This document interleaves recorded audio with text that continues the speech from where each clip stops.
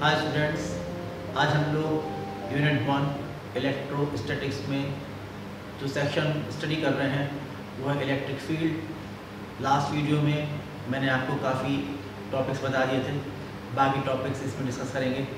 इसमें जो next topic है ये है electric dipole and electric dipole moment. देखिए, इलेक्ट्रिक डाइपोल का मतलब ये हुआ कि कोई भी एक ऐसा इलेक्ट्रिक सिस्टम जिसमें दो इक्वल मैग्नीट्यूड और अपोजिट नेचर के चार्जेस जो हैं, अगर वो कुछ स्मॉल सेपरेशन पर होते हैं तो इस सिस्टम को हम इलेक्ट्रिक डाइपोल कहते हैं। जैसे अगर मैं आपसे कहूँ कि ये चार्ज है पॉइंट चार्ज, ये चार्ज है -q और स्मॉल सेपरेशन पर ये जो चार्ज है ये चार्ज है +q। ये इसका सेंटर है, सेंटर सपोज O है, एक चार्ज रखा है पॉइंट A पर, एक चार्ज रखा है पॉइंट B पर। आप देखिए कि जो मिड पॉइंट है, मिड पॉइंट से जो दोनों चार्जेस हैं वो इक्वल डिस्टेंस पर होंगे। इक्वल डिस्टेंस का मतलब कि अगर मैं आपसे कहूँ ये ओरिजिन O है या मिड पॉइंट O है, मिड पॉइंट O से लेके जो नेगेटिव चार्ज है यहाँ तक ये डिस्टेंस स्मॉल l और जो +q चार्ज है उसकी डिस्टेंस भी स्मॉल l, तो ये सिस्टम जो होगा इसे हम इलेक्ट्रिक डाइपोल कहेंगे। इलेक्ट्रिक डाइपोल का मतलब कि जहाँ पर दो इक्वल एंड अपोजिट चार्जेस बहुत ही स्मॉल सेपरेशन पर होते हैं, इसको हम इलेक्ट्रिक डाइपोल कहते हैं। फिर आता है इसका इलेक्ट्रिक डाइपोल मोमेंट। इलेक्ट्रिक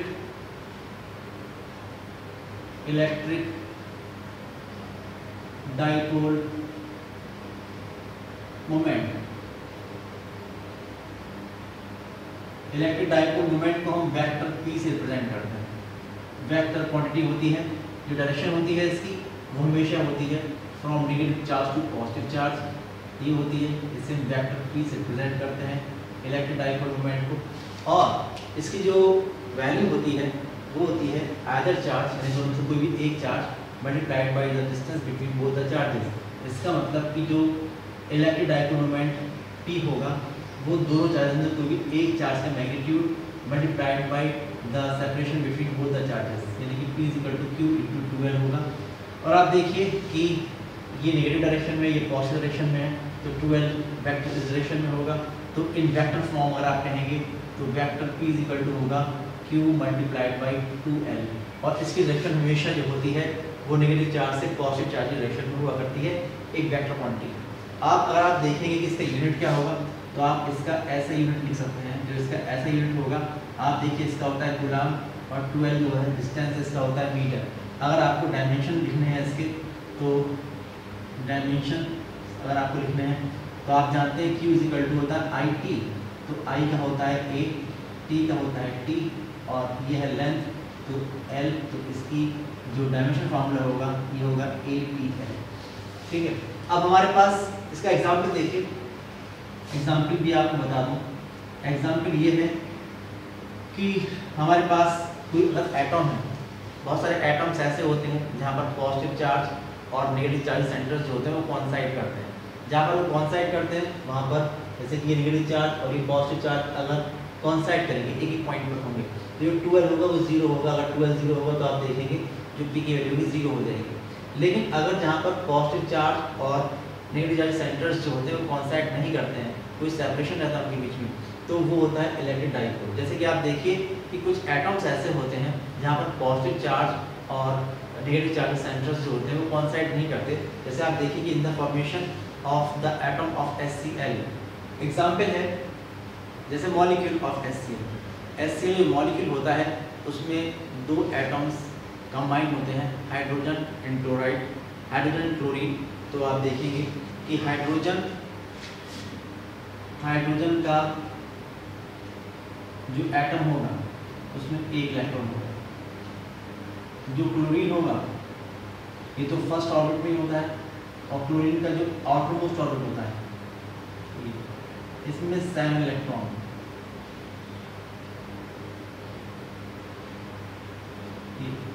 तो यहाँ से एक इलेक्ट्रॉन इसमें ट्रांसफर होता है। जब एक इलेक्ट्रॉन यहाँ से ट्रांसफर होता है इसके अंदर, तो उस वक्त इस पर जो चार्ज आता है, क्योंकि एक इलेक्ट्रॉन यहाँ से आ गया है तो इस पर चार्ज पॉजिटिव आ जाएगा और यहाँ पर एक इलेक्ट्रॉन ज़्यादा आ गया है इस पर चार्ज नेगेटिव हो जाएगा। तो आप देखेंगे कि यहाँ पर ये हो गया H पॉजिटिव आयन और यहाँ पर जो हो गया ये हो गया Cl नेगेटिव आयन। इसमें जो इनके चार्जेस सेंटर्स हैं वो कॉन्साइड नहीं कर रहे हैं। आप देखिए जितना चार्ज यहाँ पर प्लस का है उतनी चार्ज यहाँ पर माइनस का है। तो इसमें एक इलेक्ट्रिक डाइपोल होता है, ये एक इलेक्ट्रिक डाइपोल है और इसकी इलेक्ट्रिक डाइपोल मोमेंट की डायरेक्शन है पी डायरेक्शन, वो इस डायरेक्शन, ये इसका पी डायरेक्शन होगी। तो ऐसे मॉलिक्यूल्स जिसमें पॉजिटिव चार्ज और नेगेटिव चार्ज सेंटर्स कॉन्साइड नहीं करते हैं, ऐसे मॉलिक्यूल्स जो होते हैं वो इलेक्ट्रिक डाइपोल के एग्जाम्पल्स होते हैं। कहीं कहीं ऐसा होता है, कुछ ऐसे मॉलिक्यूल्स भी होते हैं जैसे कि H2 है, N2 है, O2 है, कि वहाँ पर पॉजिटिव चार्ज और नेगेटिव चार्ज सेंटर्स जो होते हैं वो कॉन्साइड करते हैं। लेकिन जब भी किसी इलेक्ट्रिक फील्ड में उनको रखते हैं तो ड्यू टू पोलराइजेशन, आपको बताया गया है किसी भी इलेक्ट्रिक फील्ड में जो पॉजिटिव चार्ज होता है उस पर फोर्स लगता है in the direction of field, जो नेगेटिव चार्ज होता है उस पर फोर्स लगता है in the opposite direction of field. तो वहाँ पर दोनों चार्ज जो होते हैं उनके सेंटर्स अलग अलग हो जाया करते हैं और फिर वहाँ पर भी एक इलेक्ट्रिक डाइपोल मोमेंट जो होता है वो डेवलप हो जाएगा। तो देखिए इस तरीके से मैंने बताया आप लोगों को कि अगर कहीं पर कोई इलेक्ट्रिक फील्ड है, ये एक इलेक्ट्रिक फील्ड है, ये एक इलेक्ट्रिक फील्ड है। अब इस इलेक्ट्रिक फील्ड में अगर आप लोगों ने कोई भी मॉलिक्यूल रख दिया जाए, ये रख दिया जाए एक मॉलिक्यूल, तो इसमें दो तरह की चीज़ें हैं, दो चार्ज हैं, जैसे कि एक पॉजिटिव चार्ज है और एक नेगेटिव चार्ज है। पॉजिटिव जो भी न्यूक्लियस वगैरह है वो पॉजिटिव चार्ज होता है, उस पर इलेक्ट्रॉन है उन पर नेगेटिव चार्ज होता है। तो क्या होगा कि जो पॉजिटिव चार्ज है उस पर एक फोर्स लगेगा F = q की इस डायरेक्शन में, ये पढ़ा चुका हूँ आप लोगों को। और नेगेटिव चार्ज फोर्स लगेगा इसके अपोजिट डायरेक्शन में, इतनी फोर्स लगेगा F = q इसके अपोजिट डायरेक्शन में। तो जो इसमें चेंजेस आएंगे वो ये आएंगे कि इसका जो शेप होगा वो ऐसा हो जाएगा, ये पॉजिटिव यहाँ हो जाएगा और नेगेटिव यहाँ हो जाएगा, और पॉजिटिव यहाँ नेगेटिव यहाँ की वजह से इस पर जो फोर्स लग रहा है, ये फोर्स लग रहा है F इस तरफ और ये फोर्स लग रहा है F इस तरफ, स्ट्रेचिंग फोर्स लग रहा है।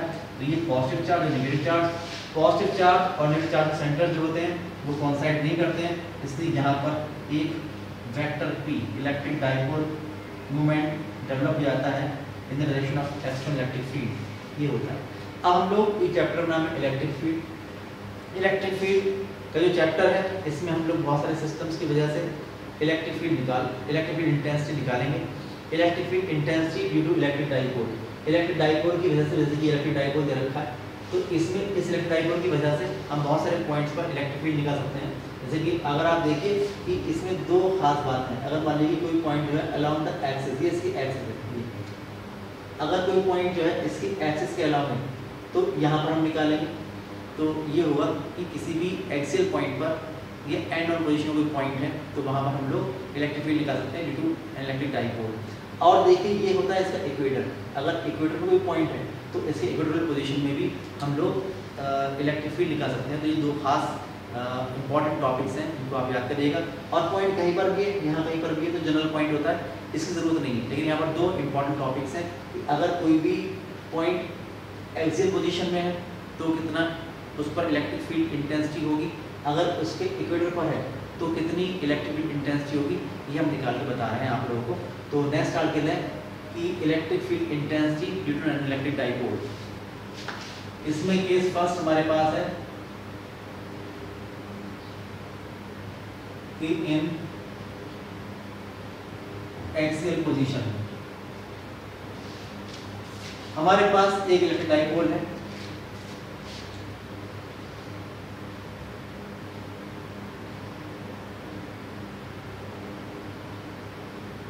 ये मिड पॉइंट है इसका, ये पॉइंट है A, ये पॉइंट है B, मिड पॉइंट है O, ये चार्ज है -q, ये चार्ज है +q। तो आप देखेंगे अगर दोनों equal and opposite charges small separation पर होते हैं तो ये सिस्टम इलेक्ट्रिक डाइपोल होता है। मिड पॉइंट से negative charge distance small l, positive distance ये भी स्मॉल l, ये होगा। और आप देखिए इस वजह से यहाँ पर एक इलेक्ट्रिक डाइपोल मोमेंट एग्जिस्ट करेगा जिसकी डायरेक्शन होगी from negative charge to positive charge, और ये होगा P, वैल्यू होती है Q × 2L, ये होगा। अब मैंने बताया कि ये इसकी एक्सिस है, अगर एक्सिस के अलाउंग कोई भी पॉइंट है, मान लीजिए कि एक पॉइंट P ये है जहाँ पर आप लोगों को इलेक्ट्रिक फील्ड इंटेंसिटी निकालनी है, ये पॉइंट है पॉइंट P, इसका जो सेपरेशन है यानी कि जो इसकी डिस्टेंस है पॉइंट P की डिस्टेंस इस इलेक्ट्रिक डायपोल के मिड पॉइंट से, ये डिस्टेंस है r, ये डिस्टेंस है r, या वेक्टर r मान लीजिए, और इसकी जो डिस्टेंस है ये डिस्टेंस है r। अगर इस पॉइंट पर आप लोगों को इलेक्ट्रिक फील्ड निकालनी है तो हम निकाल सकते हैं। हम लोग सुपरपोजिशन प्रिंसिपल का इस्तेमाल करेंगे। मैंने बताया था प्रिंसिपल सुपरपोजिशन प्रिंसिपल में आप लोगों को कि पहले जितने भी चार्जेस होते हैं उसकी वजह से अलग अलग इलेक्ट्रिक फील्ड निकालनी पड़ती है और फिर उसका वेक्टर सम कर देना पड़ता है। तो आप देखिए कि पहले हम लोग इसकी वजह से नेगेटिव चार्ज की वजह से पॉइंट P पर इलेक्ट्रिक फील्ड निकालेंगे, फिर पॉइंट B पर जो पॉजिटिव चार्ज है उसकी इलेक्ट्रिक फील्ड निकालेंगे और दोनों का वेक्टर सम कर देंगे। मैंने आपको बताया था किसी पॉइंट पर इलेक्ट्रिक फील्ड निकालने के लिए हम लोग एक टेस्ट चार्ज का इस्तेमाल करते हैं। एक टेस्ट चार्ज प्लस V0 लेते हैं, प्लस V0 यहाँ पर रखेंगे। जब प्लस V0 यहाँ पर रखेंगे पहले इसकी वजह से निकालेंगे, फिर उसको छुपा लेंगे। माइनस का Q चार्ज जो होगा ये प्लस V0 को अट्रैक्ट करेगा इस तरफ। जब अट्रैक्ट करेगा तो आप देखेंगे कि इसकी वजह से इलेक्ट्रिक डायरेक्शन जो होगी वो होगी EA वेक्टर इस तरफ होगी, क्योंकि अट्रैक्शन फोर्स रहेगा। फिर छुपा लेंगे इसको। तो अब प्लस V जो होगा ये प्लस V0 को क्या करेगा, रिपेल करेगा। जब रिपेल करेगा तो जो EB डायरेक्शन होगी ये होगी इस डायरेक्शन में। Electric field due to positive charge placed at point P। लेकिन आप ये देखिए कि ये जो पॉइंट P पर जो दो फील्ड आए हैं, यहाँ पर दो फील्ड जो आए हैं EA इस तरफ और EB इस तरफ, इसमें से EB की वैल्यू ज़्यादा होगी EA से। क्यों होगी ज़्यादा? बिकॉज जो B पर रखा हुआ चार्ज है ये पॉइंट P के नज़दीक है, ये डिस्टेंस कम है और ये डिस्टेंस ज़्यादा है। इलेक्ट्रिक फील्ड होती है E = 1/4πε0 × Q/r² × पॉइंट चार्ज। इसलिए ये डिस्टेंस यहाँ पर चार्ज तो इक्वल मैग्नीट्यूड के हैं लेकिन डिस्टेंस यहाँ पर कम है। जब डिस्टेंस यहाँ पर कम है तो उसकी वजह से इलेक्ट्रिक फील्ड ज़्यादा होगी। इसका मतलब ये हुआ कि आप देख रहे हैं कि जो EB का मैग्नीट्यूड है ये ज़्यादा होगा EA से। आप लोग पढ़ चुके हैं 11th क्लास में कि अगर कहीं पर दो वेक्टर क्वांटिटीज होती हैं और दोनों अपोजिट डायरेक्शन में होती हैं तो यहाँ पर जो नेट वेक्टर क्वांटिटी आती है, जो रिजल्टेंट वेक्टर होता है वो कैसे मिलता है, जब हम लोग ज़्यादा मैग्नीट्यूड वाले वेक्टर में से कम मैग्नीट्यूड वाले वेक्टर को सब्ट्रैक्ट कर देते हैं और डायरेक्शन होती है जो ज़्यादा मैग्नीट्यूड का वेक्टर हुआ करता है। इसलिए यहाँ पर जो इलेक्ट्रिक फील्ड एग्जिस्ट करेगी वो होगी इस तरफ, ये इस तरफ होगी। इलेक्ट्रिक फील्ड E एक्सियल मान ले रहा हूँ मैं इसको, और उसकी वैल्यू होगी EB - EA। इसकी वैल्यू होगी EB - EA, ये इसका मैग्नीट्यूड होगा और डायरेक्शन होगी इस डायरेक्शन। तो ये पॉइंट चार्ज के लिए इलेक्ट्रिक फार्मूला होता है 1/4πε0 × Q/r²। तो डिस्टेंस बता लीजिए, तो डिस्टेंस हम निकाल सकते हैं। आप देखिए कि अगर हम लोग देखें कि O से मिड पॉइंट O से देखें यहाँ तक डिस्टेंस R है, तो जो पॉजिटिव चार्ज रखा है प्लस Q उसकी वजह से पॉइंट की डिस्टेंस जो होगी वो कितनी होगी, आप देखिए R ये और L ये डिस्टेंस होगी R + L, ये डिस्टेंस होगी, ये डिस्टेंस होगी R + L। ऐसे ही जो नेगेटिव चार्ज है उसकी डिस्टेंस पॉइंट P से आप देखिए कि ये है R और उसमें से L कम कर दीजिए तो डिस्टेंस होगी R - L। अब कोई प्रॉब्लम नहीं, पहले EA निकाल लीजिए, फिर EB निकाल दीजिए, उसके बाद EB में से EA को सब्ट्रैक्ट कर दीजिए, जो भी नेट निकल के आएगा वही इलेक्ट्रिक फील्ड इंटेंसिटी होगी एट पॉइंट P जो कि एक्सियल पोजीशन है। तो आप लिखेंगे कि we no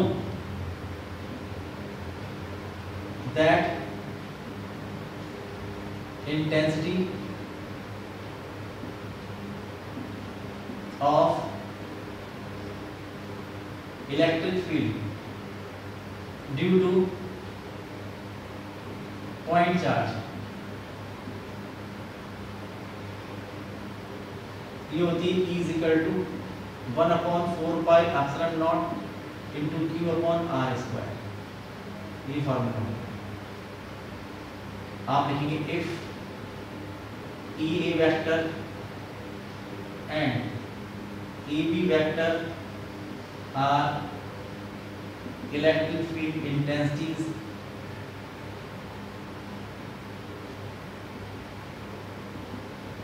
due to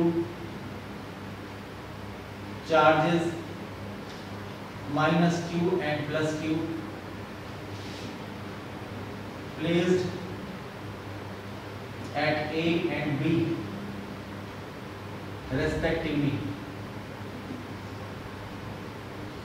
then from A, equation A से आप देखोगे तो आप लिखेंगे ई ए होगा, ए की वजह से ये सब जो आ रहा है ई ए, ये होगा 1/4 पाई एप्सिलॉन नॉट चार्ज जो रखा है ए पर, कभी साइन नहीं लेते हैं क्योंकि ये वेक्टर क्वांटिटी है, यहाँ पे लेते हैं डायरेक्शन, तो ये होगा q अपॉन डिस्टेंस ए तक की डिस्टेंस, देखिए ये डिस्टेंस r प्लस n, यानी कि आप लिखोगे p a का स्क्वायर, p a का स्क्वायर, ये होगा 1/4 पाई एप्सिलॉन नॉट q और अपन b डिस्टेंस है r plus l, r plus l का होल स्क्वायर, और डायरेक्शन कौन सी होगी आप देखिए, डायरेक्शन जो होगी ये है p से लेके o तक, along PO, along PO है, ये होगा equation number 1।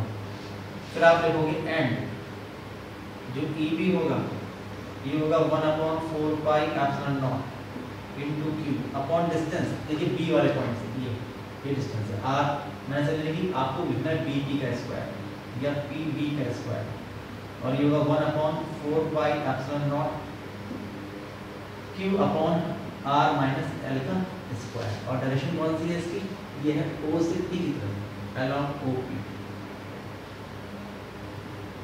along OP vector, ये होता है। आप लिखेंगे, देखिए कि EB और EF उस डायरेक्शन में, vector EA and vector EB are in opposite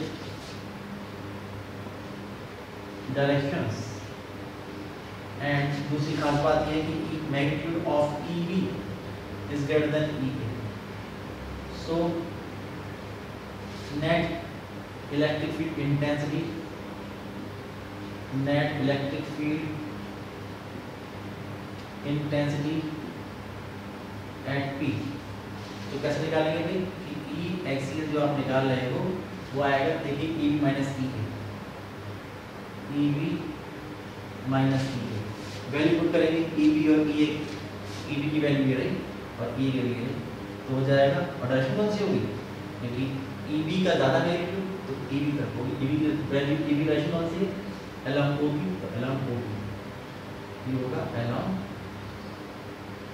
OP value, तो EB की वैल्यू जो है ये है 1/4 pi epsilon not into q upon r minus l का स्क्वायर माइनस ये 1/4 pi epsilon not q upon r plus l का whole square, और डायरेक्शन वही है along OB वेक्टर, ये होगा, ये हो जाएगा।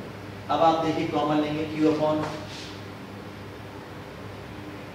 4 पाई एप्सिलॉन नॉट, ये होगा with in bracket 1/r minus l इसका square minus 1/r plus l इसका स्क्वायर, डायरेक्शन हुई along OP वेक्टर। अब एलसीएम ले लेंगे इनका, तो आप देखेंगे कि E एक्स से निकल के आएगा q upon 4 pi epsilon naught r minus l इसका square into r plus l इसका स्क्वायर, ये जाएगा यहाँ, ये जाएगा यहाँ, तो r प्लस l का square minus r minus l का स्क्वायर, ये होता है। सॉल्व करेंगे तो E axial is equal to आएगा q upon 4 pi epsilon naught, देखिए यह a minus b to a plus b, तो a square minus b square का होल स्क्वायर, तो r square minus l square इसका होल स्क्वायर, ये हो जाएगा। फिर इसको ओपन करेंगे r प्लस l के स्क्वायर पे, तो r square plus l square minus 2rl, ये होगा, माइनस इसको ओपन करेंगे तो r square plus l square plus और माइनस 2rl, ये हो जाएगा, r स्क्वायर से r स्क्वायर l स्क्वायर से इसका कैंसिल हो जाएगा, और माइनस माइनस प्लस हो जाएगा तो 4rl बचेगा, तो आप लिखेंगे कि E axial is equal to 1/4 pi epsilon naught, यहाँ पर 4rl में से 2r इंटू 12 कर देंगे, तो q इंटू 12 इंटू 2r ये कर देंगे, और ये जाएगा r square minus l square का होल स्क्वायर, ये हो जाएगा। आप जानते हैं कि q इंटू 12 होता है ये होता है P, electric dipole moment of N electric dipole. तो हो जाएगा 1/4πε0, ये होगा P into 2r upon r square minus l square का होल स्क्वायर, ये हो जाएगा। और डायरेक्शन कौन सी आई थी? डायरेक्शन तो जल्दी से along OP vector, along OP vector. इसका मतलब E axial is equal to 1/4πε0 2pr upon r square minus l square का होल स्क्वायर। या और आप देखिए अलोंग OP, इसका मतलब है अलोंग जिस डायरेक्शन में इलेक्ट्रिक डाइपोल मोमेंट है, अलोंग P। आप देखिए कि अगर ये पॉइंट यहाँ ना हो, यहाँ होता तो भी इलेक्ट्रिक फील्ड इस तरफ ही होती है। इसलिए याद रखिए कि एक्सियल पोजीशन में जो इलेक्ट्रिक फील्ड इंटेंसिटी होती है उसकी डायरेक्शन वही होती है जो वेक्टर P डायरेक्शन की होती है। आप देखिए इसका लिखेंगे स्पेशल केस। स्पेशल केस ये कि अगर ये पॉइंट P ये काफी ज्यादा दूरी पर है, जब बहुत दूर होगा तो r की वैल्यू l के मुकाबले काफी ज्यादा होगी। तो उस केस में हम लोग r स्क्वायर l स्क्वायर जहाँ लिखा होगा उसको लिखेंगे, क्या लिखेंगे कि आप लिखेंगे if r is much greater than l। तो उस केस में जो ये टर्म लिखा हुआ है उसे लिखेंगे then r square minus l square will be approximately equals to r square. इसलिए r square minus l square raise to power 2 है, ये होगा r square raise to power 2 यानी r रेज़ टू पावर 4, ये हो जाएगा। तो इस इक्वेशन से, इक्वेशन नंबर 3 से, देन पुटिंग दिस वैल्यू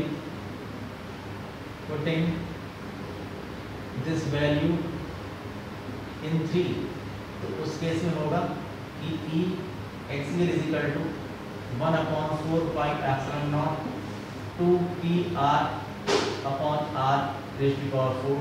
तो इसे देखेंगे तो बताइए पावर 3 नीचे 1/4πε0 2p अपॉन r क्यूब, ये बचेगा इक्वेशन नंबर 4, ये बचेगा। और डायरेक्शन वही होगी अलोंग OP, डायरेक्शन होगी अलोंग OP वेक्टर या अलोंग वेक्टर P जो इलेक्ट्रिक डाइपोल मोमेंट उस डायरेक्शन में, या आप कह सकते हो कि इन वेक्टर फॉर्म कि E axial is equal to 1/4πε0 2 vector P upon mod of r cube, ये हो जाएगा। ये करना है आप लोगों को। आप देखिए जो बात मैंने आपको ये एक्सप्लेन की थी, मैंने आपसे कहा था कि अगर पॉइंट इधर ना होकर एक्सेल पोजीशन में यहाँ होगा, मैंने कहा तब भी वो जो डायरेक्शन होगी E एक्सियल की वो P की डायरेक्शन में होगी। आप सोचेंगे ऐसा क्यों? ऐसा इसलिए कि अगर ये पॉइंट यहाँ होगा तो आप देखिए जो EA होगा इसकी वजह से इलेक्ट्रिक फील्ड होगी इस तरफ होगी, ज़्यादा होगी, और इसकी इलेक्ट्रिक फील्ड इधर भी कम होगी, ठीक है ना। तो ज़्यादा इधर है, इसमें नेट फील्ड होगी उसी डायरेक्शन में होगी जिस डायरेक्शन में P है। इसलिए याद रखने की बात है कि जो एक्सियल पोजीशन में पॉइंट होता है वहाँ पर electric field intensity electric dipole moment की डायरेक्शन में ही हुआ करती है। ये फॉर्मूला आपको याद है।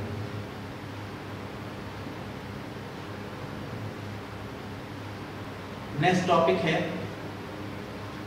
Electric field intensity due to electric dipole in equatorial position. उसको हम नेक्स्ट वीडियो में डिस्कस करेंगे। आज के लिए इतना ही। Thanks a lot, have a nice day.